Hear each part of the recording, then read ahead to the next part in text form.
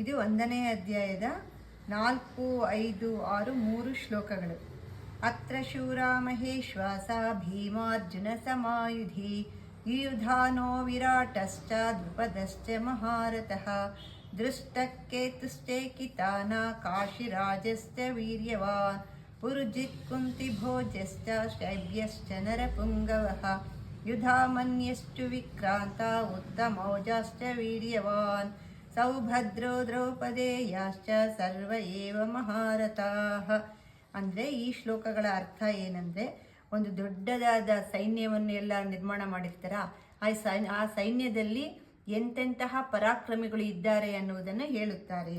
ಅವ್ರು ಏನೇನು ಹೇಳ್ತಾರೆ ನೋಡಿ, ಅದರಲ್ಲಿ ಯಾರ್ಯಾರು ಇರ್ತಾರೆ ಅಂದರೆ ಕಾಶಿರಾಜಶ್ಚ, ವಿರಾಟಶ್ಚ, ದ್ರುಪದಶ್ಚ, ಭೀಮ, ಅರ್ಜುನ, ಯುಧಾಮನ್ಯಶ್ಚ, ಉತ್ತಮೌಜಾಶ್ಚ, ಶೈಬ್ಯಶ್ಚ, ಪುರುಜಿತ್ ಕುಂತಿಭೋಜಶ್ಚ, ಇವೆಲ್ಲ ಹೆಸರುಗಳು, ಆಗಿನ ಕಾಲದ ಹೆಸರುಗಳು ಇವೆಲ್ಲನ. ಇಷ್ಟು ಜನ ಎಲ್ಲರೂ ಒಬ್ಬರಿಗಿಂತ ಒಬ್ಬರೊಬ್ಬರು ಅವರು ಪರಾಕ್ರಮಶಾಲಿಗಳಾದವರು. ಶೈಬ್ಯ, ಯುಧಾಮನ್ಯು, ಕಾಶಿರಾಜ, ದೃಷ್ಟಕೇತು, ಚೇಕಿತಾನ, ವಿರಾಟ, ಸಾತ್ಯಕಿ, ಭೀಮಾರ್ಜುನ ಇವರು ಎಲ್ಲರೂ, ಮತ್ತೆ ಸುಭದ್ರಾ ಪುತ್ರನಾದ ಅಭಿಮನ್ಯುನು ಮತ್ತು ದ್ರೌಪದಿಯ 5 ಜನ ಪುತ್ರರು ಉಪಪಾಂಡವರು, ಅವರು ಸಹ ಸೇರಿರ್ತಾರೆ ಈ ಸೈನ್ಯದಲ್ಲಿ ಅಂತ ಈ 3 ಶ್ಲೋಕಗಳ ಅರ್ಥ.